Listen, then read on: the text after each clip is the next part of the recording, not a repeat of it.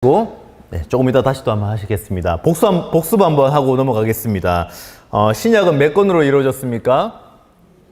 27권. 크게 말씀하시면 좋을 것 같아요. 구약은 몇 권입니까? 39권이죠. 39, 27. 그래서 총 66권이 되어 있습니다. 신약의 구성은 복음서로 되어 있고 역사서, 마태, 마가, 누가, 요한, 사도행전으로 되어 있습니다. 자, 그리고 바울 서신이 있고 일반 서신, 계시록 마지막까지 되어 있습니다. 성경을 어떻게 읽으라라고 소리내어서 또박또박 읽으라고 말씀을 드렸습니다. 부분적으로 읽는 것보다는 통으로 읽는 것이 더 우리에게 와닿아들어집니다. 맞닿아들어질 때에 오늘 6장, 7장도 마찬가지로 통으로 전체로 읽는 것이 좋습니다. 제가 읽어도 그렇게 읽는 것이 좋고요. 신학적으로도 제가 마태복음을 제가 공부를 하면서 책을 보더라도 이 전체적인 산상수훈에서 예수님께서 전해주시는 메시지가 분명하기 때문에 6장, 7장, 5, 6, 7장까지 전체적으로 함께 읽는 것이 좋습니다. 우리가 부분적으로 우리가 읽어서 안 되는 것들이 꽤 많이 있습니다. 읽다 보시면 7장 7절에 구하라 그리하면 너에게 주실 것이요 뭐 이런 거 있잖아요. 그러면 사실은 이 말씀은 여러분들 얼마나 많이 알고 계세요. 구하라 그리하면 너에게 주실 것이요, 찾으라 그리하면 찾으려낼 것이요, 문을 두드리라 그러면 두드리면 열릴 것이니라. 이 말씀은 끝까지 기도해라 라고 해서 많은 목사님들이 교회에서 설교를 했던 내용 중에 하나일 겁니다. 사실은 이게 아니에요. 이 내용이 이게 아니에요. 전체적인 통으로 전체의 맥락으로 보셔야지, 7장 전체를 보셔야지만이 왜 이런 말씀을 하셨구나. 그리고 남에게 대접을 받고자 하는데도 남을 대접하라 라는 것도 왜 그 말씀을 하셨는가 전체적인 맥락으로 보셔야 됩니다. 자, 그리고 나서 준비물은 성경책이라고 했습니다. 계속 매주마다 저에게 찾아오셔서 목사님 이번 주에 교재는 무엇이에요? 이번 주 교재는 나옵니까? 없던데요? 갔던데요? 있던데요? 그러시는데 교재는 성경책 한 권입니다. 다른 거 하지 않습니다. 무조건 성경책으로 시작해서 성경책으로 풉니다. 그리고 성경책에는 여러분 꼭 말씀드리고 싶은 것은 여러분의 신앙의 흔적을 남겨주셨으면 좋겠습니다. 제가 지지난주에 한 제자의 결혼식을 제가 대표 기도로 해서 축복 기도로 해서 결혼식에 갔었는데 그 아버님이 아들에게 전달해 주는 것이 자기가 필사한 성경책을, 그것도 영어로 5년 동안 필사한 책을 아들에게 선물로 주는 장면에 감동을 하였습니다. 너무 신기하고 너무나도 귀한 책이었기 때문에 저는 정말 그것이 사진을 또 찍어 왔는데 두께가 이만한데 5년 동안 아들을 위해서 필사를 했대요. 아버님께서. 결혼식 때 그거를 선물로 주는 거예요. 너무 귀하죠. 그런 것처럼 오늘 우리의 신앙의 흔적들도 여러분의 성경책에 그때 이현대 목사님께서 신약 1도 마태복음 강의를 할 때에 그때 이런 이야기를 했지. 물론 다른 신학자가 다른 이야기를 할 수도 있습니다. 제가 이따가 또 다른 학자들, 다른 유명한 침례교 교단의 목사님은 이렇게도 말씀을 하셨다는 것을 제가 말씀을 또 드릴게요. 여러 가지 다양한 게 있지만은 하나님께서 주시는 핵심은, 키포인트는 다르게 또 있다라는 것도 말씀을 드릴게요. 자, 그리고 성경책에는 늘 흔적을 남겨라. 자, 사복음서에는 오늘 우리가 보고 있는 마태복음이 있습니다. 그런데 이 마태복음과 마가복음과 이 누가복음에는 공간복음이라고 말씀드렸습니다. 공간복음이라는 것은 어떤 것이에요? 여러 사람이 보았는데 똑같은 사건을 보았지만은 관점이 다른 사건으로 기록했다라는 겁니다. 서로 관점이 다른 거예요. 근데 어제 제 설교를 기억하시는 분? 할렐루야. 어제 설교를 들으셔야 돼요. 어제 설교를 들으신 분들은, 처음 들으신 분들은, 이현대 목사님 오늘 설교가 뭔지는 알겠는데, 긴가민가한 분도 계실 겁니다. 그런데 목요반을 들으신 분들은 확실하게 조금 더 깊이 있게 선명하게 그 설교를 들으실 수 있을 거라 저는 확신합니다. 왜냐면은 기도에 관한 이야기를 제가 했기 때문에, 물론 짧게나마 배경 설명을 드렸지만은 그 처음에 들으신 분들은 잘 이해를 못 하실 수도 있습니다. 설교적인 것이나 그리고 아카데미컬한 거는 분명히 조금의 다른 점이 있습니다. 그런데 오늘 여러분들이 강 권사님, 김 권사님, 최석 권사님 전부 다 모르게 어제 무슨 이야기를 했어요? 그러면은 최석 권사님은 어제 목사님이 저보고 밥 사라 그랬는데요. 이걸로 끝나시는 분도 계실 거고, 또 여러 가지 관점이 다르기 때문에 무슨 내용은 알겠는데 다른 관점으로 보고 듣고 이해하고 있다라는 거예요. 마찬가지로 사복음서도 다른 관점으로 써 내려갔다라고 말씀을 드렸습니다. 마태복음은 누구의 독자를 위해서 쓴 내용입니까? 유대인들이라고 했습니다. 유대인들이고, 그리고 2차 독자는 우리들이겠죠. 그러면 또 제가 말씀을 드립니다. 설교 때에 어제 제가 마태복음으로 설교를 했습니다. 그때 1차 독자는 누구예요? 여러분들이죠. 설교 때는 제가 말씀드렸는데 목사님이 설교할 때는 1차의 독자는 여러분들이고, 오늘의 마태복음 아카데미컬하게 이론적으로 공부할 때는 원래의 그 독자는 누구라고요? 밑에 보시면은 유대인이라고 말씀을 드렸습니다. 그래서 여러분 성경책에는 마태복음의 제일 앞에 장을 보시고 이렇게 적어 놓으셔야 돼요. 1차 독자는 유대인. 그러면은 제가 여러분들 마태복음을 읽을 때에 이때 당시에 이 배경을 가지고 이렇게 기록을 하였구나라고 해서 조금 인지를 하고 말씀을 읽고 내려가시면은 조금은 이해가 편하다는 거예요. 여러분들 수십 년을 교회를 다녔는데 마태복음이 누구를 위한 책인지도 모르고 마태복음이 몇 년대에 써있는지도 잘 모르고, 연도수는 중요하지 않지만은 뭐가 왜 제일 먼저 이렇게 순번이 되어 있는지는 아셔야 되잖아요. 그죠?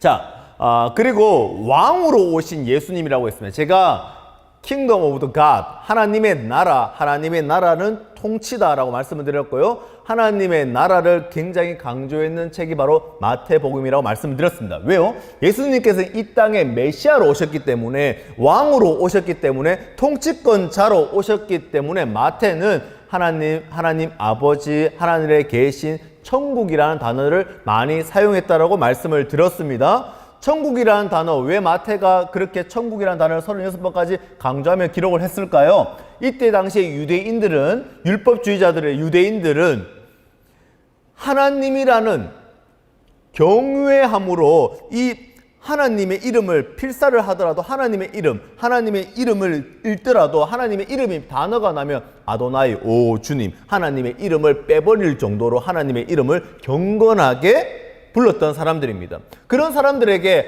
하나님의 나라라는 이 단어가 그들에게는 어떻게 하나님의 나라를 쓸 수가 있어? 라고 되는 거죠. 그래서 마태는 그렇다면은 이들에게 천국이라는 단어로 바꾸어서 쓰게 된다는, heaven, 공간적인 이런 heaven이라는 단어를 사용을 했다라고 제가 말씀을 드렸습니다. 자, 여러분 이제는 잘 아셔야 됩니다. 마태복음 1장, 우리가 마태복음 한번 읽으려고 했는데 마태복음 읽으려고 하니까 낳고가 났다. 그런데 이 족보 계보가 누가 주인공이냐면은 아브라함과 누구요? 다윗이 원래는 주 핵심입니다. 물론 전체적인 맥락의 계보의 주인공은 예수 그리스도이지만 1장 계보의 주인공은 아브라함과 누구라고요? 다윗이라고요. 그러면 다윗이라는 이 히브리어의 단어로 음력대가 숫자로 말하자면은 이 음력대의 다윗은 숫자가 몇 번입니까? 숫자로 하면은 100이 아니 몇 번이죠? 14라고 했습니다. 자, 히브리어 단어는 알레, 베트, 김멜, 달렉, 헤이, 바부, 자인, 헤트, 네트, 요트 이렇게 가나다라 순으로 쭉 있습니다. 그런데 이 알레프는 1, 2, 3 이렇게 숫자가 되어 있고요. 이 다윗이라는 숫자, 다윗, 히브리어로 하면은 달렙, 헤이, 달렙 이렇게 하면 4, 6, 4 합쳐서 몇 번이라고? 14라고 되어 있습니다. 우리 14를 다윗이라고 알고 있으면 됩니다. 그래서 14대 강조를 하였다라고 말씀을 드렸습니다. 이게 게마트리아 용법이라고 해서 히브리인들에게는 이게 굉장히 익숙한 방법들입니다. 자, 이 아브라함과 다윗의 약속은 창세기와 사무엘, 구약의 여러 가지의 언약의 성취, 언약의 약속의 성취를 잘 나타내주고 있다라고 말씀을 드렸고요. 이 마태복음은 구약의 내용들이 가장 많이 나와 있는 책이라고 해서 원래는 마가복음이 가장 먼저 기록된 책이지만은 마태복음이 구약과 연결하기 위해서 이 마태가 기록했을 때에 구약을 가장 많이 인용했기 때문에 이 유대인들에게, 사람들에게 구약의 연결고리로 마태가 가장 먼저 순서가 순번이 되어 있다라고 알고 있습니다. 그렇다면 마태복음 읽을 때마다 우리는 이 내용들이 어디에 다 있을까요? 구약에 있던 내용들이 대부분이라는 거예요. 이거는 마태가 예수님께서 그냥 나는 길이요 진리요 생명이다, 내가 뭔가를 하겠다, 내가 뭔가를 설교를 하겠다, 내가 율법을 내가 깨러 온 자가 아니라 예수님께서 율법을 완성하기로 왔다라는 이 말들은 자기의 말이 아니라 구약의 말씀들을 인용하여서 하나님의 나라의 통치권에 대해서 언약이 약속됐다, 내가 메시아다라고 계속해서 산상수훈해서 이야기를 하고 계시는 것입니다. 자, 하나님의 약속은 임마누엘로 오신 하나님이시죠. 예수님이시죠. 예수님의 이름이 두 개가 있습니다. 아시는 분? 예수님의 내용이요. 오늘 여기 보시면요. 한 가지 알고 계시면 예수님의 이름은요. 예수, 요수와 이름이 똑같습니다. 그런데 이 예수라는 단어는 그 당시에 흔했던 이름이에요. 그런데 이 예수가요. 임마누엘이라고 똑같이 사용했고 예수의 이름이 임마누엘입니다. 그런데 이 임마누엘이라는 것이 여러분도 아시겠지만 with God이라고 해서 옆에 있는 항상 함께 있는 임마누엘일 수도 있는데 제가 모교반에는 어떻게 말씀을 드렸어요? surround us라는 것은 우리를 감싸고 있다라는 거예요. 성령님께서 우리를 늘 감싸고 있다는 거예요. 내 옆에 그냥 손잡고 가시는 분으로 만족하는 것이 아니라 우리 하나님께서는 임마누엘로 오셔서 처음과 끝이 내가 너와 함께 휩싸여져 있다는 거예요. 그걸 믿으시기 바랍니다. 처음과 끝 임마누엘로 오신 하나님을 기억하시기 바랍니다. 왕의 탄생, 의로운 요셉이라고 했습니다. 당시에 우리가 한번 찍고 넘어갑시다. 의롭다라는 것은 무슨 말이냐면 구약의 율법을 잘 알고 능통하고 외우고 낭독했던 사람이라는 것이 의롭다라고 이야기를 했습니다. 그렇다면 제가 몇 주 전에 담임 목사님의 설교 중에서도 사도 바울이 다메섹에 올라갔을 때 이야기가 나왔을 때의 그 본문 내용 중에서 사도 바울은 어떻게 의롭다라는 그 호칭이 들어가져 있었다는 것을 기억하시죠? 그때의 사도 바울도 마찬가지로 이 율법에는 능통하고 어떤 사람이라고 잘 알고 있었던 사람, 달달달 외웠던 사람이라고 말씀을 드렸습니다. 자, 그런데 요셉은 이 율법에서 넘어서서 하나님의 약속을 더 기억하고 더 비중 있게 보아서 하나님의 약속에 순종했던 사람입니다. 그래서 이 정혼, 이 약혼의 한 단계 위라고 말씀을 드렸고요. 이 정혼은 결혼한 사이라고 아시면 될 것 같습니다. 또 이 당시 유대인들에게 이 마태복음 시대 때에 결혼이라는 것은 어떤 거라고 했어요? 몇 년? 1년. 두 번을 한다고 말씀을 드렸습니다. 첫 번은 정혼을 하러 만나러 갔고 1년 뒤에 다시 또 데리러 온다라고 했습니다. 그걸 아셔야지만이 나중에 가나안의 혼인잔치까지 이해가 되는 거예요. 자, 그리고 하였지만은 오늘 여러분들이 일찍 오셔가지고 6장, 7장을 읽으셨어요. 그런데 이 6장, 7장을 읽을 때에 아버지, 하나님 아버지라는 용어가 나옵니다. 처음으로 성경에 바텔이라는 단어를 사용했는데 이들에게는, 유대인들에게는 아버지라는 단어가 처음 듣는 거예요. 하나님이라는 이름도 경외에서 함부로 사용하지 못하는데 어떻게 하나님 아버지라는 것을 처음으로 얘들이 들었는 거예요. 깜짝 놀라는 거죠. 그래서 예수님께서는 하나님 아버지를 끊임없이 이야기하면서 너희들은 이렇게 이야기해야 되고 이렇게 말해야 되고 아버지와 나와의 자녀의 관계를 회복해야 돼. 그 관계를 이야기를 계속해서 하고 있습니다. 하나님의 나라는 말이야 거룩한 하나님 신이라는 존재뿐만이 아니라 그 아버지 되심을 우리가 기도하는 자들이야 라는 겁니다. 그래서 오늘 보시면 6장 7장까지 보셨을 때에 기도하라, 6장에 기도하라 그러는데 어떤 기도를 하냐면 하나님 아버지께 기도하라고 말씀합니다. 어떠한 종교도 신이라는 완전한 존재에서 우리가 비나이다 비나이다 나에게 복을 주시옵소서 비나이다 이렇게 기도하지 어떻게 하늘 아버지 되시고 자녀 되는 권세를 받아서 우리가 하나님에게 간청, 어제 설교를 했습니다. 간청, 지난주에도 말씀을 드렸죠. 간청이라는 건 뭐예요? 그렇지, 뻔뻔함을 얘기하는 거예요. 부끄러움 없이 하나님 아버지께 간청하면서 말할 수 있는 대화의 관계 속에 깊이 들어가는 것이 바로 기도의 자리라는 거예요. 그래서 아버지라는 것은 이들에게 이해가 되지 않았던 거예요. 그래서 예수님께서는 계속 아버지라는 것을 의도적으로 계속 말씀하고 있습니다. 자, 네, 아버지, 이사에 나왔던 아버지 64장에 있고 49장에도 어머니라는 표현이 있습니다. 이거는 아버지, 어머니, 안상홍, 장길자 뭐 여기에서 이걸 보고 자기가 어머니다라고 이렇게 이단들이 있긴 있는데 말도 안 되는 소리입니다. 아버지의 영역이 있고 어머니의 그 품이 있다라는 것으로 창조주 구원자의 그런 의미로서 말씀을 하고 있습니다. 자, 신약의 아버지 바텔이라는 걸 처음 사용하였고요. 그 다음에 기도할 때에 나 개인의 기도가 아니라 우리에 관한 기도를 하였습니다. 우리에 관한 기도는 뭐냐면 하나의 공동체를 의미합니다. 지금으로 말하면 한 교회가 되겠지요. 이 교회를 통해서 합심하여서 기도하고 함께 나아가는 것입니다. 이것이 바로 하나님의 백성, 하나님의 나라에 들어가는 것입니다. 자, 간청함이라는 것은 아나이데이아라고 말씀을 드렸습니다. 이건 벗에 관한 거 간청할 때 사용되는데 어제 제가 설교할 때에 간구, 간청은 같은 말인데 이 간청과 간구할 때 기도할 때 사용되는 이 단어가 아버지와 나와의 관계 속에서도 간청함이라는 것이 있다라는 거예요. 그 관계가 회복되어야 된다고 말씀을 드렸습니다. 또 유대인들에게는 친구들이 집에 들어갈 때에 어떻게 해요? 친구 집에 갈 때 10시, 11시든지 그 집에 들어갈 수 있다, 없다?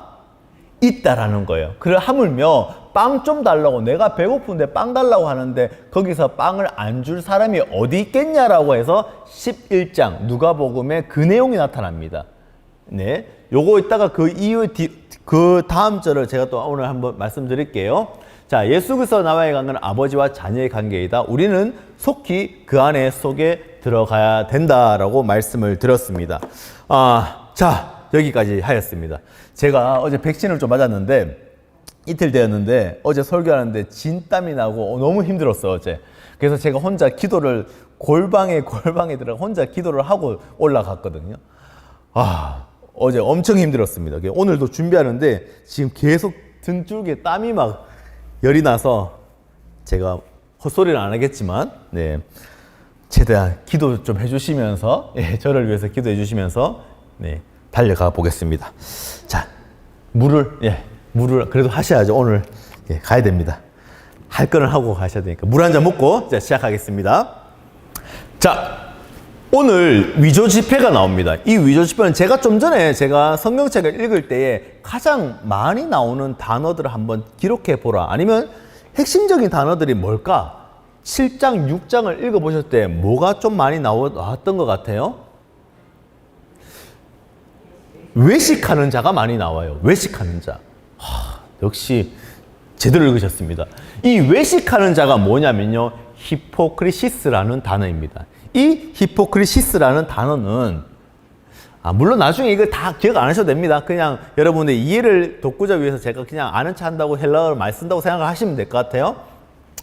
이 외식하는 자는 가면을 쓰고 있는 연극 무대에서의 공연자라고 보시면 됩니다. 가짜라는 거예요. 예수님께서는 외식하는 자를 끊임없이 계속해서 말씀하고 계세요. 자, 모조품이 있습니다. 위조 지폐가 있습니다. 여기 진짜 실제로 60대 할아버지가 A4 용지에 스캔을 떼서 10,000원짜리 지폐를 프린트를 했습니다. 그리고 이 프린트를 하고 난 다음에 저기 보시면 우리 이렇게 햇빛에 보시면 이 그림이 또 나오잖아요. 이 그림까지 자기가 유리로 해가지고 자기가 직접 그렸습니다. 그리고 나서 홀로그램이라는 이거 반짝이는 게 있잖아요. 이거는 자기가 할 수 없어가지고 어떻게 했냐면 은박지 있죠. 은박지를 자르거나 또는 껌 종이를 띄면은 거기 나오는 그 은박지 같은 그걸 잘라서 붙였다는 거예요. 그런데 실제로 이것을 굉장히 많이 사용을 했답니다. 밤에 이렇게 어느 식당이나 가게 가면은 모르고 그냥 다 받아줬다라고 해요. 그런데 이 가짜가 들통날 때가 언제일까요? 진짜 앞에 섰을 때에 들통이 나는 겁니다.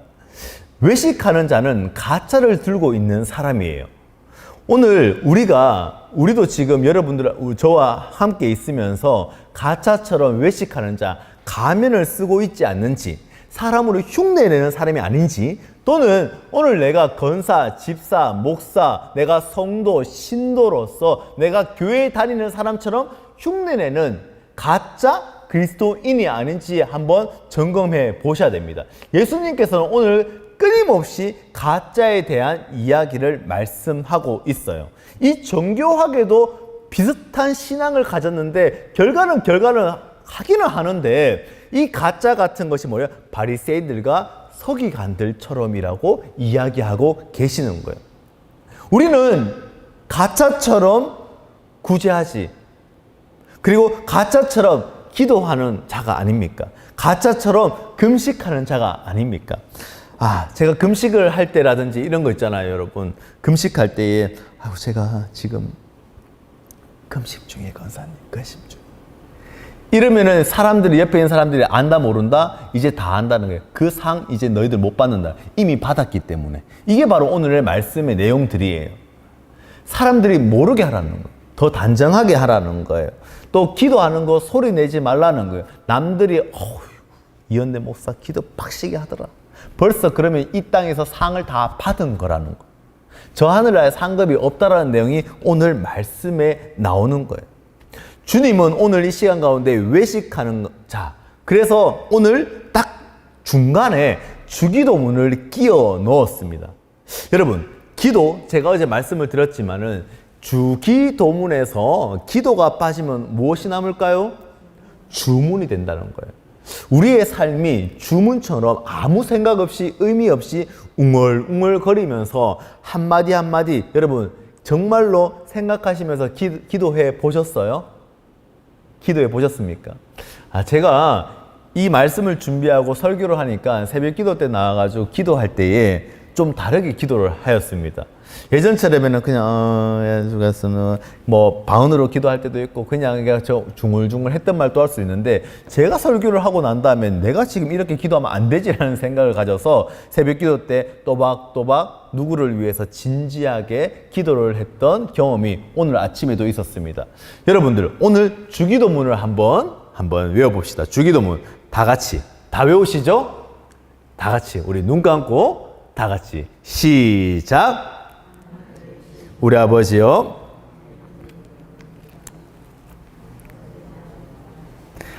아버지 뜻이 하늘에서와 같이 땅에서 이루어지게, 오늘 우리가 우리에게 잘못한 사람을, 우리를 시험에 빠지지 않게 하시고 나라와 권능과 영광이 영원히 아버지의 것입니다. 아멘. 우리가 주기도문을 할 때에, 우리가 읽을 때에 우리가 중언부언하면서 늘 그냥 외우듯이 그냥 빠르게 읽고 있었는지 않았는지 한번 점검하시면서 여러분들 주기도문만큼이라도 우리가 진중하게 우리가 읽는 습관을 가지시기 바랍니다. 자, 주문이라는 거, 여러분 주문이라는 거, 세상에서 가장 유명한 주문이 있습니다. 어떤 주문이 있을까요?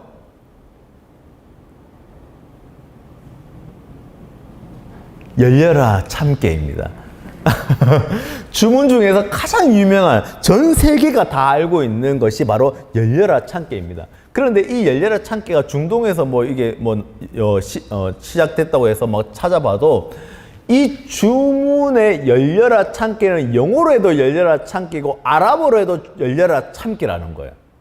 특별한 단어 있는 줄 알았는데 찾아보니까 열려라 참깨라는 것은 어떠한 나라도 똑같이 번역해서 똑같이 열려라 참깨라는 거예요. 자, 이 열려라 참깨라는 것은 다 언어가 똑같아요.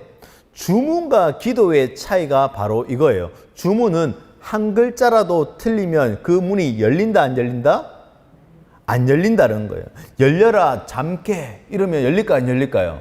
안 열린다는 거예요. 열려라, 들깨 라고 하면 열릴까요? 안 열려요. 한 글자라도, 한 단어라도 틀리면요, 열리지 않는다는 거예요. 그러나 우리가 중요한 것은 주문을 외울 때 열려라 참깨, 그렇다면 내가 가도 그 똑같은 말을 하면 되고 네가 가도 똑같은 말을 하면 그 문이 열린다는 거예요. 똑같은 단어만 사용하면. 그러나 기도는 어떤 거예요? 기도는 어떠한 사람, 온전한 강구의 기도를 하나님께 하는 똑같은 기도를 한다고 해도 내가 무슨 말을 뱉느냐 중요한 것이 아니라 하나님과의 관계가 더욱더 중요하다라는 거예요. 나 넘어가 버렸네.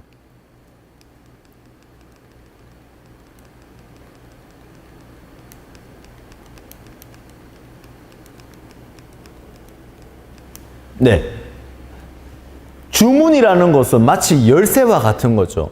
우리는 지금 주문으로 하나님께 가까이 가면서 내가 이 문 열어주세요 딱 하는 것이 아니라 우리는 지문인식처럼 기도해야 되는 거예요. 지문인식처럼. 내가 무슨 말을 하는 것보다 하나님께 관계로서 내가 나 아니면 안 되는 관계, 아버지와 자녀의 관계로 들어가야지만이 기도가 되는 것입니다. 우리는 교회에 나와서 기도할 때에 주문처럼 기도해서는 안 된다는 거예요. 하나님과의 관계가 더 중요하다는 겁니다. 자, 그런데 우리가 여호수아서를 한번 보시면은 여호수아가 기도를 하는데요. 정말로 이런 기도는 태어나서 처음으로 기도했을 거예요. 여호수아가. 성경을 한번 찾아봅시다. 여호수아 10장 12절입니다. 여호수아 10장 12절.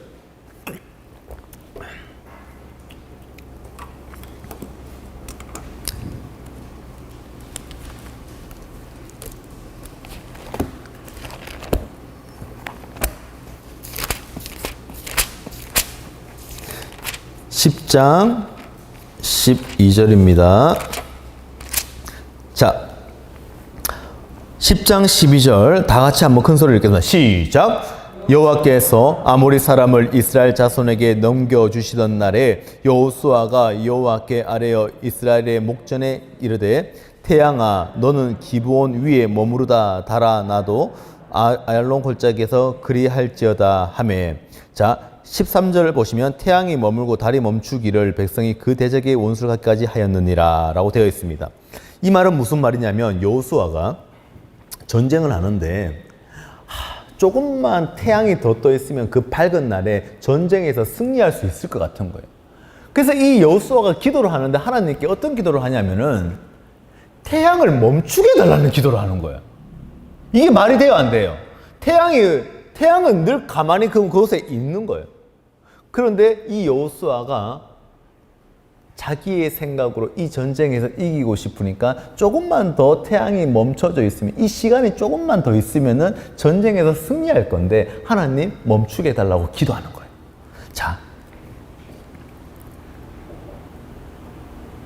전쟁에서 시간이 있으면 오늘 전쟁 곧 끝나겠습니다. 근데 태양은 원래 안 움직입니다. 태양 그대로 있습니다. 만약 이게 주문이었다면은 잘못된 주문인데, 기도는 하나님이 이 여호수아의 생각을 안다 모른다? 알고 있다라는 거예요. 그래서 이 13절 뒤에 보시면요, 하나님께서는 여호수아를 도와주십니다. 우리의 기도가 잘못되었던 것, 그러나 하나님은 올바르게 응답해 주신다라는 거예요. 우리의 인간의 생각으로 기도가 잘못됐던 것이 얼마나 많이 있어요. 금식 기도부터 시작해 하나님 주시옵소서, 이것만은 해 주셔야 됩니다. 근데 하나님 보시기에 그게 아니라는 거예요. 100가지의 기도를 하면 여러분 100가지의 다 기도의 응답을 받아요, 안 받아요? 받습니까, 안 받습니까? 하나님은요 100가지의 응답, 우리는 기도를 받은 적이 저는 없습니다. 솔직하게 얘기해서. 하나님께서 100가지 나의 기도를 다 이거 들어주실 것 같았는데 100가지 기도를 다 안 들어주시는 거예요. 오늘 찬양이 그런 찬양 뭐죠? 하나님 한 번도 나를 실망시킨 적 없으시고. 여러분, 이 실망시키시지 않으신, 진짜 실망을 안 시키십니까? 나는 매번 실망을 하는데, 내가 오늘 기도하는데 또 하나님께서 그거 안 들어주시는데. 그런데 왜 이 가사가 되었을까? 하나님은 완전한 분이시고 우리는 어떻게 해요? 부족한 인간 죄인이기 때문에 하나님께서는 너 필요에 의한 것을 응답해 주시는 거예요. 그래서 하나님은 실망시킨 적이 한 번도 없으시고요. 우리는 그 무응답도 응답으로 받아들여야 된다는 거죠. 여러분, 아멘이십니까? 100%의 기도에 응답이 없어요. 하나님이 갑자기 너 이거 원했지? 로또 100억 원했지? 탁 주시지 않는다라는 거예요. 하나님이 필요에 의해서 모든 것을 응답해 주시고 올바른 길로, 완전한 길로 인도해 주신다라는 겁니다. 그래서 기도는 열쇠는 누구나 와도 열리지만은 이 기도는 내가 어떠한 관계가 있느냐에 따라서 올바른 관계가 되어야지만이 기도가 이루어지고 하나님과의 관계가 형성이 된다라는 겁니다. 오늘 여러분들은 하나님과의 올바른 관계, 아버지와 자녀의 관계로서 돌아가는 우리 모든 백성들이 되시기를 주님의 이름으로 축복합니다. 자, 다시 한번 본문으로 한번 넘어가 볼게요. 6장입니다. 자, 한번 또 짚고 넘어갈게요. 너희는 이 기도할 때 외식하는 자와 같이 하지 말라라고 하시고 6장 6절에 골방에 들어가라, 은밀한 곳에 들어가라고 말씀을 하십니다. 자, 여기서 한번 또 짚고 넘어갈 것은 6장 5절을 보시면 해당과 큰 거리 어귀에 서서라고 되어 있습니다. 이 어귀에 서서는 것은 어떤 거예요? 큰 거리에 서서 사람들이 다 보이는 곳에서 크게 외치는 자는 이것은 외식하는 자, 즉 뭐예요? 가면을 쓰고 연극하는 자와 똑같다라는 거예요. 가짜 믿음이라는 거예요. 가짜 기도라는 거예요. 우리가 똑같이 그렇게 하지 않는지 한번 꼭 점검해 보셔야 됩니다. 자, 그리고 나서 두 번째는 골방에 들어가라. 사람 보는데 가는 것이 아니라 보이지 않는 은밀한 곳에 그 중에 들어가셔라 라고 말씀합니다. 또 7절을 보시면 또 기도할 때 이방인과 같이 중언부언하지 마라 라고 합니다. 자, 여기서 이방이라는 것이 나왔어요. 계속해서 이방인이라는 것이 가끔씩 나올 건데 이 이방인이 뭐예요? 처음에 제가 말씀드렸던 것이 모조, 정교하지만은 모조 같은 인생, 모조품 같은 인생, 바리새인들과 서기관들을 나타내고 있다라고 있습니다. 자, 이방인과 같이 그들과 함께 중언부언하지 마. 같은 말 똑같은 거 반복하지 마. 했던 말 또 하지 마. 이런 거 하지 마. 그들은 남들에게 보이기 위해서 하는 거야. 그것은 이방인들이 하는 거야 라고 말씀합니다. 그리고 나서 내가 너에게 그러므로 8절입니다. 다 같이 읽어봅니다. 시작.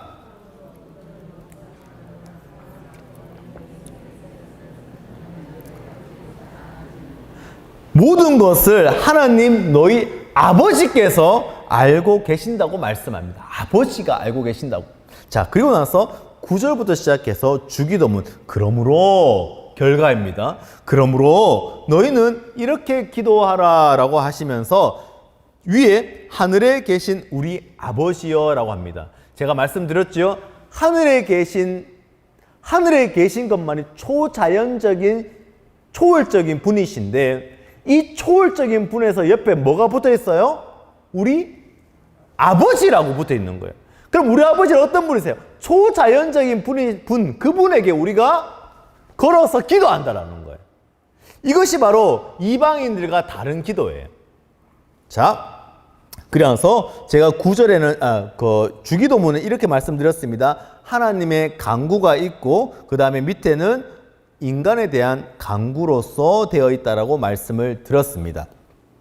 자, 6장, 그 다음에 이제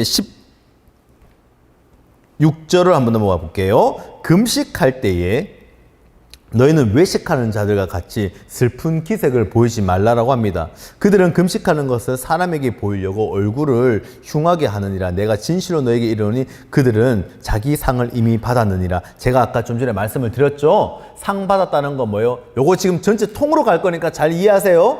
오늘 제가 이게 예입니다. 제가 지금 백신을 맞아가 제가 권사님 제가 힘들어가지고. 그럼 아이고 목사님 아이고 어떡하나 오늘 좀 쉬시죠. 그러면은 벌써 이미 제가 상을 받았다는 거예요. 아픈 척을 해가지고 똑같이 금식했다는 것도 금식하는 거 하나님께 기도하면서 이 금식이라는 자체도요 그냥 우리가 밥을 한 번 한 끼 안 먹는 것이 의미가 아니에요. 금식이라는 것은 이 히브리인들 유대인들에게는 하루의 시작은 몇 시에 시작해요? 우리 한국은 몇 시에 시작해요? 아침이 한 6시라고 시작합시다. 아침 6시에 이제 시작합시다 라고 하지만은 히브리인들에게는 하루의 시작이 언제냐면은 저녁 6시부터 시작되는 거예요. 그러면 저녁 6시부터 시작된다는 것은 뭐냐면은 저녁 밥을 준비해야 되고요. 잠자리를 준비해야 되고 다음 날 아침 점심을 준비를 해야 되는 거예요. 자, 금식이라는 건 뭐냐면요. 내가 이제 오늘 저녁부터 시작해서 다음 날 오전까지 그날부터 금식을 시작을 하는데 이 금식이 우리가 생각했는 음식을 뚝딱 하는 것이 아니라 양을 잡고 가죽을 벗기고 뭔가를 음식을 제조하고 만드는 그 모든 것을 멈추는 의미를 가지고 있는 거예요. 그렇다면 오늘 저녁부터 시작해가지고 다음날 되면 얼마나 배가 고파요. 우리 점심 그냥 저는 딴 건 못해도 점심은 먹거든요. 제가 살이 빠진 이유는 저녁을 좀 안 먹습니다. 요즘에 안 먹는데 점심만큼 먹는단 말이에요. 왜? 배가 고파가 못 견디겠는 거예요. 근데 이걸 며칠 동안 하는 사람에게는 얼굴이 죽 하나도 안 얻어먹었냐는 듯이 이게 막 다크서클이 여기까지 내려오면서 권사님 제가 지금 금식 중이라서요. 그럼 또 권사님이 또 아이고 목사님 우리 죽도 안 됩니다. 이렇게 한다면은 옆에서 다 저 금식하는 거 알아요 몰라요? 알죠. 이것이 바로 오늘 주님께서는 이미 그들은 상을 받았다라는 거예요. 하늘의 상을 받을 필요가 없다라는 것을 말하고 있습니다. 또는 금식할 때에 너 그런 거 얼굴에 펴내지 말라. 머리에 기름 바르고 얼굴 씻고 깔끔하게 18절 이는 금식하는 자로 사람에게 보이지 않고 은밀한 중에 골방 중에 누구에게 보이는 거예요? 아버지에게 보이는 거예요. 은밀한 골방에 타메이온 그 안에 들어가서 너는 아버지께 보이는 것이지 사람들에게 보이는 것이 아니야 라는 겁니다. 그렇다면은 그 아무도 못 봤지만은 그 은밀한 와중에 주님께서 내 아버지께서 갚아주시리라고 말씀합니다. 자, 이어서 넘어갑니다. 19절 너희를 위하여 보물을 땅에 쌓아두지 말라. 거기는 좀과 동록이 해하며 도둑이 구멍을 뚫고 도둑질 하느니라. 오직 너희를 위하여 20절 다 같이 시작.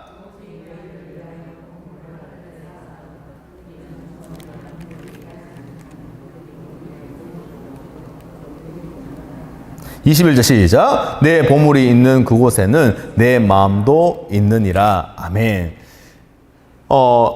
보물을 6장 19절에 너희를 위하여 보물을 땅에 쌓아두지 말라라고 합니다. 그리고 20절 너희를 위하여 그런데 구멍에 흙집이 있죠. 도둑이 구멍을 뚫고 이건 옛날에 그 유대인들은 집들이 흙집이었어요. 그래서 그 구멍을 뚫고 그 보물들 집들을 훔쳤다라는 것을 나타냅니다. 자, 이것이 무슨 말이냐, 여러분. 다른 사람의 그 눈, 재물을 쌓아두는 그것, 그 사람에게는 이것이 최고의 가치이고 최고의 의미를 부여하는 겁니다. 보물 같은 거는요. 예를 들어서 지금 우리가 저희 어릴 때에 이런 거 있잖아요. 초등학교, 중학교 때는 급식소에서 밥을 먹기 전에나 옛날에는 우유를 많이 우리 자녀들에게 한국에서 먹여야 된다고 해서 우유를 한 개씩 무조건 급식을 받았었어요. 돈을 내거나 하면 우유 한 통을, 흰 우유를 이렇게 먹었습니다. 근데 이 흰 우유를 먹고 중학교 애들은요, 이걸 가지고 야구도 하고요, 빈통을 가지고 다 먹고 나는데 이 빈통을 이렇게 눌러가지고 네모나게 만들어가지고 던지고 지들끼리 배구하고 놀아요. 그런데 그 중에서 또 어떤 친구들은요, 이걸 가지고 머리에 헤딩하는 친구들도 여러 가지가 있지만은 제기를 차는 애들이 있어요. 제기를 찰 때 얼마나 잘 차냐면 1개, 2개, 막 100개씩 차는 애들이 있단 말이에요. 100개 차는. 그런데 이 공을 발로 해가지고 이 제기를 잘 차는데, 여러분, 이걸 아무리 잘해도 여기에 뭐 돈이 있나요? 의미가 있나요? 걔가 아무리 잘해도 이걸로 해가 돈을 못 벌어요. 인간에 부여한 의미가 없기 때문이에요. 그냥 아무 의미시 재미를 없기 때문에. 그런데 인간이 부여했는 것 중에서 발로 뭔가 볼을 차서 그 골대 안에 집어넣으면은 어떻게 됩니까? 이걸 바로 축구라고 하는 거죠. 손흥민 같은 선수들은 수천억, 수백억을 벌죠. 왜요? 축구라는 걸 하기 때문에. 그런데 하는 건 다 매일간 똑같은 거예요. 공으로 차는 거. 그런데 우리의 인간은 거기에 부여를 했기 때문에, 그 의미를 부여했기 때문에, 축구라는 것에 의미를 부여했기 때문에 이 골을 넣으면, 골대에 넣으면은 이거 우승이 되고 이기는 게임이고 1대0이라는 것. 무슨 말이냐면 인간이 부여하는 것, 인간이 부여했을 뿐이고 그 가치, 하나님이 부여한 거랑 인간이 부여한 거랑 은 격이 다르다는 거예요. 그런데 우리는 인간이 부여한 그것의 가치를 두고 우리가 그것에 응원하고 환호한다는 거예요. 예전에 이런 거 있었잖아요. 우리 예배 시간에 한일 축구 게임이 있으면 예배 시간에도 빨리 끝내고 막 보는 경우도 있고 뭐 그런 게 있잖아요. 이건 다 모든 것이 인간이 부여한 게임이고 인간이 부여했던 의미들일 뿐인데 우리는 거기에만 집착하고 거기에만 하나님이 없는 것, 절대적인 가치가 아니라 사라지는 그 가치. 나중에 그 축구가 수백 년이 지나가지고 그 축구가 사라질 수도 있잖아요. 인간의 부여의 가치는요, 사라질 수 있는 위기도 있는 거예요. 그런데 우리는 그것에 쫓아서 하늘의 상급을 두고 살아가는 자가 아니라 이 땅의 보물을 가지고 살아가는 자들이 많이 있다라는 거예요. 절대적인 가치는 인간에게서는 없습니다, 여러분. 절대적인 가치가 어디 있어요? 인간이 만드는 부여했던 의미 중에서 절대적인 가치는 없습니다. 만약에 여러분들이 무인도에 가 있다고 칩시다. 그런데 그 무인도에 가서 앉아서 사는데 절대 거기서 탈출할 수 없는 거예요. 그런데 그 탈출할 수 없는데 그 안에서 보석이라든지 금이라든지 있다고 칩시다. 아무리 그것이 많다고 해도 그것이 금은이 어떻게 될까요? 무슨 소용이 있겠습니까? 아무 소용이 없다라는 거예요. 인간이 부여한 것은 아무 의미가 없습니다. 절대적인 부여의 가치가 없습니다. 절대의 가치는 하나님만이 부여하는 것입니다. 그래서 여기 본문에 보시면은 이 보물이라는 것은 하나님에게 절대적인 가치를 가지고 부여했던 것을 보물이라고 말하는 거예요. 그래서 우리 그리스도인들은 이 땅의 것을 바라보는 것이 아니라 하나님의 가치, 하나님이 부여한 그 절대적인 가치를 바라보고 살아가야 된다라는 것이죠. 자, 그리고 나서 뒤를 보시면은 24절을 보시면 한 사람이 두 주인을 섬기지 못한다라고 되어 있습니다. 두 주인. 물론 지금 시대와는 조금 다릅니다. 지금은 투잡도 뛰고 있고 직장을 2개나 가지고 있는 사람도 있습니다. 쉽게 이야기해서 두 주인을 섬기는 사람도 있다라는 거죠. 그러나 이 당시에는 한 사람만이 한 명에게만 주인으로서 섬기고 종으로 살아가야 된다라고 합니다. 24절 함께 읽겠습니다. 시작.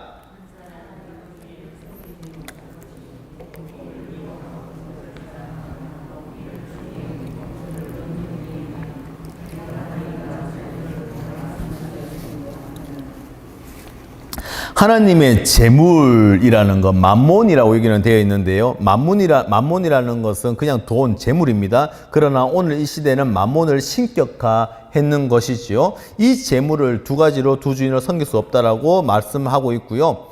그 다음에 뒤를 보시면은 25절을 보시면은 그러므로 너희에게 이르노니 목숨을 위하여 무엇을 먹을까 마실까 몸을 위하여 무엇을 입을까 뭘 하지 말라라고 되어 있습니까?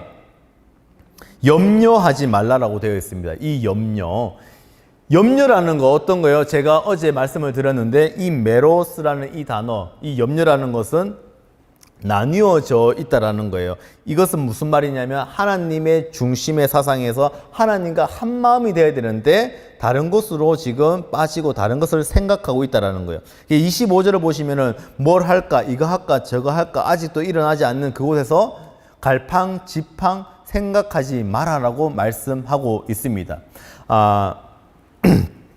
26절입니다. 공중의 새를 보라. 예수님께서 오늘 사실은 지금 오늘 6장부터 7장까지는 제가 설명을 할 필요도 없이 예수님께서 설교를 하신 내용이에요. 이것만 들으셔도 여러분들은 은혜가 되고 이해가 되실 겁니다. 자, 26절을 보시면 공중의 새를 보라라고 되어 있습니다. 공중의 새.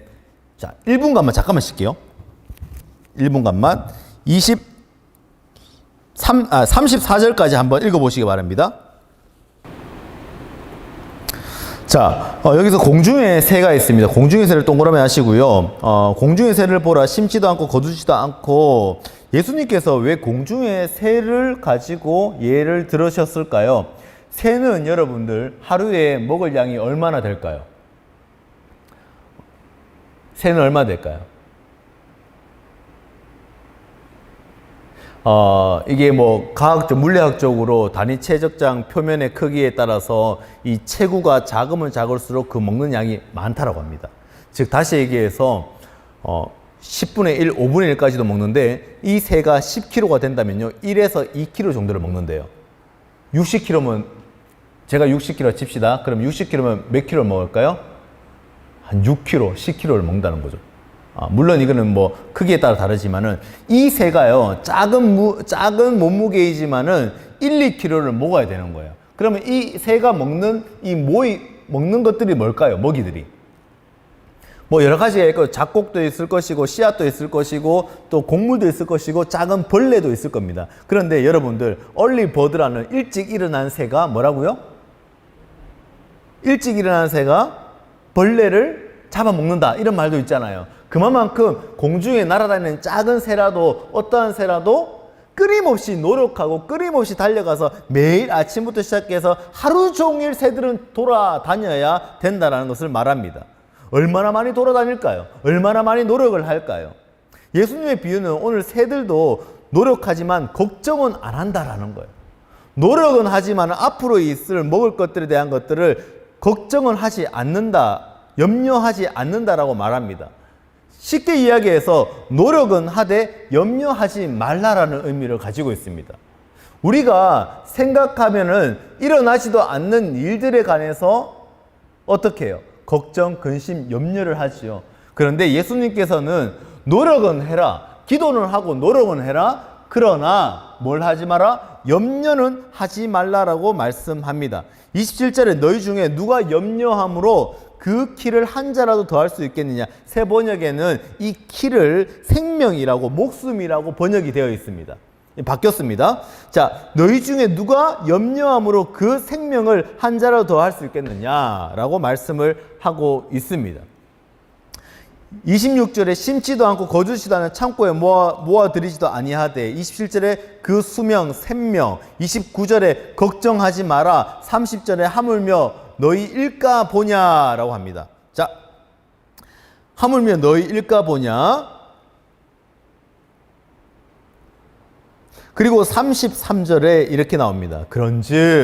그런즉이라는 말이 나온다는 것은 앞에 이런 저런 이야기들을 많이 풀어주시고, 그런즉 너희는 다 같이 시작. 이 모든 것을 너희에게 더하시리라. 아멘. 마태복음 6장 33절은 암송입니다. 여러분 암송하셔야 됩니다. 참, 여러분 기도문 적으셨어요? 아무도 안 적. 다음 주까지 기도문을 적어주셔야 됩니다. 이제 산상수훈이 끝났으니까. 이 모든 것이 기도를 할 때 주님께서 가르쳐 주신 그 기도가, 너희는 먼저 그의 나라와, 그러므로 너희는 이제 먼저 그의 나라와 그의 의를 구하라라고 말씀을 하고 계십니다. 우리는 삶에 있어서 기도하며 신앙생활을 할 때에 위선적인 기도가 아닌 진정한 기도를 드려야 됩니다. 우리의 가치는 그분에게 있으면서 수고는 있지만 새들처럼 노력하고 있지만은 염려는 없다라는 것을 기억하셔야 됩니다. 우리는 기도하고 그냥 끝내는 것이 아닙니다. 우리는 오늘 다이어트 해야지 주님 기도합니다. 오늘 건강 주시고 오늘 다이어트 하게 해주십시오라고 살을 빼게 해달라고 기도는 하지만은 운동을 안 하면 안 된다는 거예요. 노력은 해야 되는데 염려는 하지 말라는 거예요. 미리 짐작의 염려는 없는 겁니다. 자, 그리고 오늘 7장을 보시겠습니다. 7장 1절부터 12절까지 또 한 번 읽겠습니다. 1절부터 12절까지 시작. 비판하지 말라. 비판하 너희가 비판하는 그 비판은 너희가 비판을 받을 것이요 너희가 해야 하는 그 아이라 이므로 너희가 어찌하여 형제 너희 눈 속에 티는 보고 내 눈 속에 들보는 깨달지 못하느냐.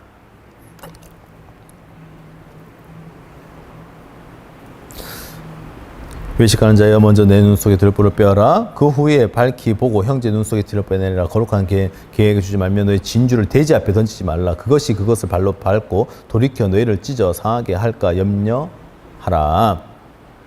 구하라 그리하면 너에게 주실 것이요 찾으라 그리하면 찾아낼 것이요 열릴 것이니 구하는 이마다 받을 것이요 찾는 두드리는 이에게는 열릴 것이니라. 너희 중에 누가 아들이 떡을 달라 하면 자 여기서도 여러분 보시면 뭐 연필이라든지 동그라미 치시는데 외식하는 자여 5절에 또 나옵니다. 외식하는 자여.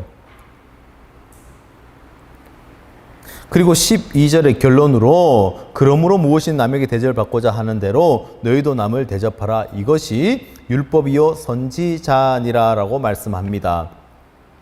우리가 여기서 조금 잘못 알고 있는 것이 뭐냐면은 우리가 좋아하는 구절만 구하라 그리하면 너에게 주실 것이요 이런 기도를 하거나 끝까지 기도해야 됩니다 라고 하면서 이런 설교를 할 때가 많이 있습니다. 그러나 오늘 아카데미컬하게 7장을 전체를 보셔야 됩니다. 그리고 그 보고 난 다음에 12절을 보시면은 그러므로 또 그러므로가 되어 있죠. 이 그러므로는 무슨 말이냐면은 결론입니다.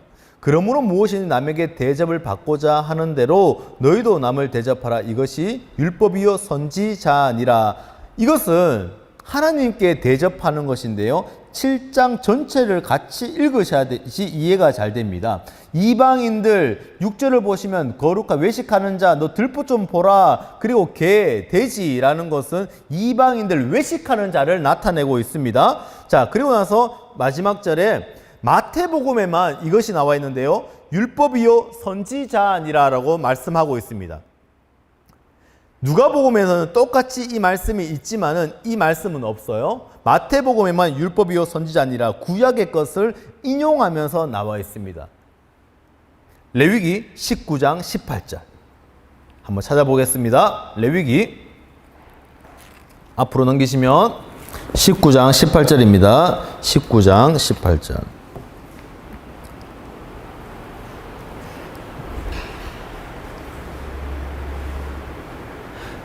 자, 레위기 19장 18절 다 같이 시작. 원수를 갚지 말며 동포를 원망하지 말며 내 이웃 사랑하기를 내 자신과 같이 사랑하라. 나는 여호와이니라. 아멘. 율법에 유대인들은 율법을 잘 지키는 자였어요. 그런데 이 이방인들 위선자, 그 다음에 외식하는 자, 연극하는 자, 가면을 쓴 자들은 이것을 지금 지킨다 안 지킨다 하는 척만 하는 거예요. 여러분 이들에게 마태복음에 처음에 나왔을 때 구제하는 거 있죠. 구제하는 거는요, 이 애들은 나팔을 막 분단 말이에요. 소리 내면서 나 구제합니다 라고 강구를 해요. 사람들이 다 보이게 해요. 자, 원수를 갚지 말며 동포를 원망하지 말며 내 이웃을 사랑하기를 내 자신과 같이 사랑하라. 나는 여호와이니라. 분명히 레위기에 말씀하고 있는데 본문을 한번 넘어가 볼게요. 그런데 예수님께서는 이 구약의 말씀을 인용하면서 이것이 바로 대접하는 거, 남을 대접하는 거 하나님께 해라. 하나님 사랑이 구약의 하나님 사랑을 강조하잖아요. 신약에는 무엇을 강조해요? 이웃 사랑을 강조한단 말이에요. 그러면 이 같이 율법이 완성이 되는 것은 하나님 사랑, 이웃 사랑으로 함께 가는 거예요. 이것이 바로 율법을 폐기하는 것이 아니라 율법을 완성시키는 거예요. 그래서 교회 다니는 사람 그리스도인들은요, 하나님만 사랑하는 것이 아니라 이웃도 함께 사랑해야 된다는 것이에요. 이것이 바로 율법이고 선지자니라고 말씀하는 거예요. 자, 12절. 그러므로 남에게 대접을 받고자 하는데 너희도 남을 대접하라. 이것이 율법이요. 그때 실천하라는 거예요. 예수님께서는 그 레위기에 있었던 그 말씀, 너희들 이것을 실천해 라고 합니다. 갈라디아서 5장 14절을 한번 또 보시겠습니다. 갈라디아서 5장 14절에도 똑같이 지금 인용해서 말씀을 하고 있습니다. 하나님 사랑, 이웃 사랑에 대해서 이야기를 하고 있는 것입니다. 즉 다시 얘기해서 예수님께서는 결론을 내리시는데 너희들 지금 하는 것들 모든 것들 외식하는 자처럼 이방인들처럼 하지 말고 이제 너희들 실천해. 너희들 이제 행함으로 나가라고 이야기를 하고 있는 거예요. 이것이 바로 오늘 산상수훈의 설교 중에서 결론에 이르게 됩니다.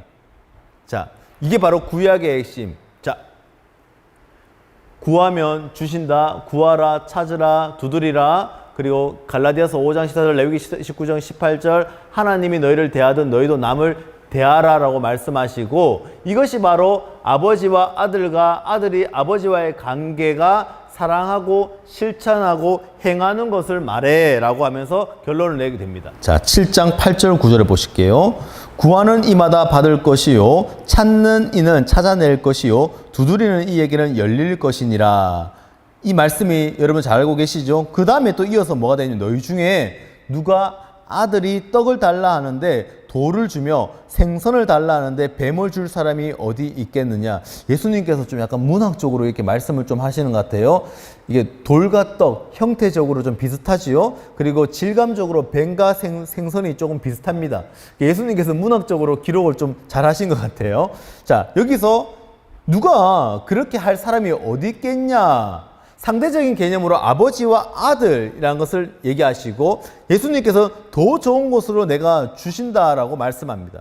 그분은 완전한 자이기 때문에 내가 기도할 때에 내가 생선을 달라고 하는데 뱀 줄 사람이 어디 있겠느냐. 더 좋은 곳으로 내가 너희를 더하여 채워준다라고 말씀하시는 거예요. 이것이 바로 아버지와 나와의 관계라는 겁니다. 좀 전에 제가 찬양했던 것 한 번도 나를 실망시킨 적 없으시고라는 것도 이 내용 중에 똑같은 거예요.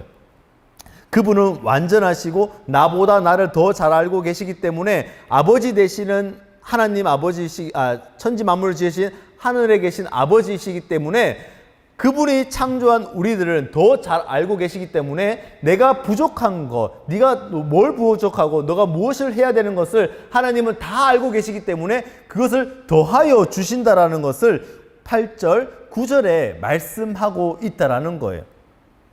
그런데 우리는 여러분 지금 결론이 하나님이 너희를 대하든 너희도 남을 대하라라는 것이 이 12절의 결론인데 우리는 결론을 바라보는 것이 아니라 설명을 바라볼 때가 많이 있습니다. 이 설명이 뭐예요? 이 설명은 구하라 그리하면 주실 것이요 찾으라 그리하면 찾을 것이요 두드리라 그러면 찾을 것이다 열릴 것이다 라는 이 설명을 뒤집어서 우리는 기도할 때가 많이 있다라는 거예요.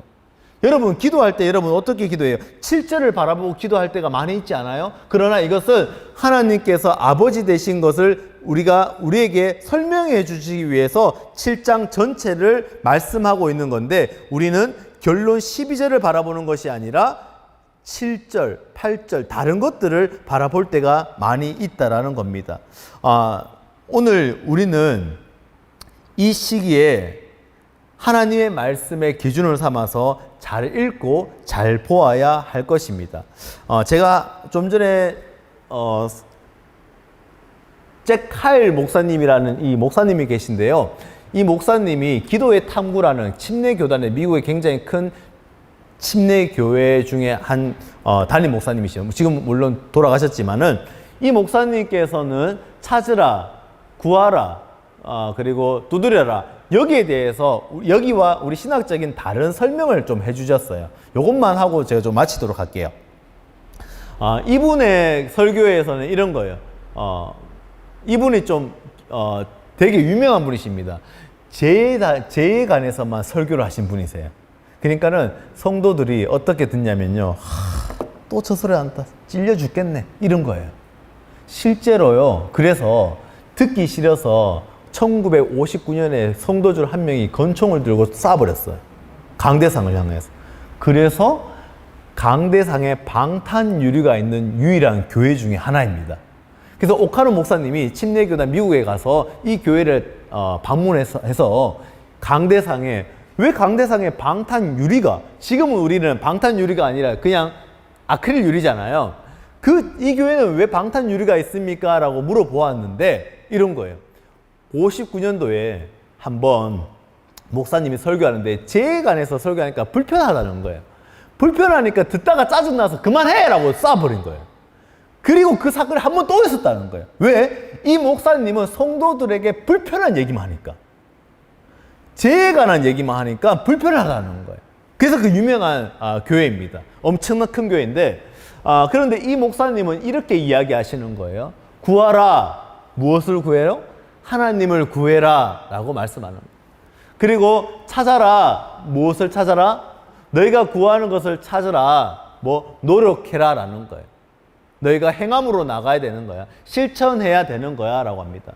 새들도 찾고 있다. 노력해라. 라는 거예요. 그리고 살 빼자. 그리고 말만 하지 말고 운동해. 라는 거예요. 찾으라는 거는. 그리고 두드려라. 라는 건 뭐예요? 문을 두드리면은 개가 나옵니까? 사람이 나옵니까? 사람이 나오는 거예요. 그러면 두드리면 누가 나와요? 사람, 동력자, 도와줄 사람을 찾으라는 거예요. 이 목사님의 그 책에서는 이렇게 말씀하고 있는 거예요. 물론 우리가 지금 또 다른 생각이겠지만은 참 이것도 맞는 이야기인 것 같아요. 여러분들에게 소개시켜드리고 싶어서 한번 이렇게 그분의 목사님의 해석을 한번 설명을 해드렸습니다. 여러분, 우리가 지금 6장, 7장을 산상수훈을 보시면은 지금 다 제가 시간도 좀 부족해서 다는 못 드렸습니다. 그런데 모든 내용들이 통틀어서 무슨 얘기를 하면 예수님께서는 외식하는 자를 향해서 기도하는데 이런 이방인들처럼 외식하는 자처럼 살지 말라라고 15절부터 시작해서 20절까지 보시면은요, 너희들 여기서 열매 맺는 거 그리고 불법 행하는 자 너희들 그렇게 하면 안 돼 라고 이야기를 하고 있습니다. 마지막까지 예수님은 7장 산상수훈에서 너희들 그렇게 이방인들처럼 열매 맺을 때 관한 이야기들, 그러면 열매를 맺으면 다 들통난다. 그 나무가 진짜인지 가짜인지 알게 된다라는 것이 바로 마태복음 7장 20절에 나와 있고요. 그리고 21절에 나더러 주여 주여 외치는 자 물론 그렇게 할 거야. 그러나 그 모든 것이 천국에 들어가지 못하고 아버지의 뜻대로 행하는 자야만이 들어간다라고 말합니다. 자, 그리고 나서 23절에 불법을 행하는 자들아 라고 말을 하고 있고요. 마지막에 뒷장을 넘기시면은 24절에 그러므로 누구든지 나의 이 말을 듣고 행하는 자, 그 집을 반석 위에 지은 지혜로운 사람 같으니 비가 내리는 창수가 나고 바람이 불어 그 집에 부딪히며 무너지지 아니하나니 이는 주추를 반석 위에 놓은 까닭이요. 모든 것은 26절에 나의 이 말을 듣고 행하지 않는 자는 그 집을, 여러분, 행하는 자든지 안 하는 자든지 불법 행하는 자든지 집은 지어요, 안 지어요? 집은 짓는 거예요. 다 짓습니다. 그러나 그 집이 나중에는 불법으로 짓는 자들은 다 무너진다라는 거예요. 이 불법으로 짓는 자들은 어떤 자들이에요? 이방인들, 외식하는 자라는 거예요. 뒤 앞에서 보시면은 6절에 개, 돼지, 그리고 열매, 가짜 열매를 맺는 그 포도나무를 이야기를 하는 자입니다. 이것이 바로 불법을 행하는 자입니다. 그러면 제대로 하나님의 말씀을 행하는 자는 뭐예요? 반석 위에 집을 짓는 자라는 겁니다. 그래서 우리는 신앙의 반석, 예수님 위에 반석을 짓는, 집을 짓는 자가 되어야지만이 결단코 무너지지 않는다라는 거예요. 그랬을 때에 28절, 29절 마지막에 예수께서 이 말씀을 마치심에 무리들이 그의 가르침에 놀라니라고 되어 있습니다. 유대인들이 듣기에는요, 예수님의 이 기도의 가르침의 설교를 듣고요, 깜짝 놀라는 거예요. 하나님의 나라, 하나님의 나라의 통치, 그리고 외식하는 자, 내가 지금 그 외식하는 자처럼 불법을 행하는 자가 아니었는지 그들도 한번 찔림이 있다라는 거예요. 여러분, 설교를 듣고 말씀을 묵상하고 설교 강해를, 말씀의 강해를 들으셨을 때에 뭔가 모르게 나에게 찔림이 있어야 됩니다. 오늘 목사님의 말씀을 듣고 아이고 오늘도 좋은 말씀 감사합니다라고 끝나는 것이 아니에요. 그 말씀이 끝나는 것으로 끝난다면요, 좋은 것이 좋은 것으로 그냥 막 도덕, 윤리, 도덕 선생님처럼 끝나는 거예요. 오늘 말씀을 듣고 내가 외식하는 자처럼, 내가 이방인들처럼 내가 개, 돼지와 같은 자가 아니었는지, 내가 불법을 행하는 자가 아니었는지, 내가 외식하는 자 또는 내가 중언부언하는 자가 아니었는지, 내가 오늘도 오늘 보이는 것에 쫓아서 두드리고 찾는 자로서 내가 그 사람처럼 재물을 이 땅에 바라보고 살았는 사람이 아니었는지 한번 생각해 보라는 겁니다. 오늘 말씀을 듣고 불편함이 있어야 되는 거예요. 오늘 시간 가운데 여러분 불편함을 찾으시기 바랍니다. 오늘 그 불편함을 찾고 나아갈 때에 오늘 우리는 그 깨달음을 통하여서 다시 오늘 6장 7장이 말씀이 생명으로 나에게 받아들여지는 겁니다.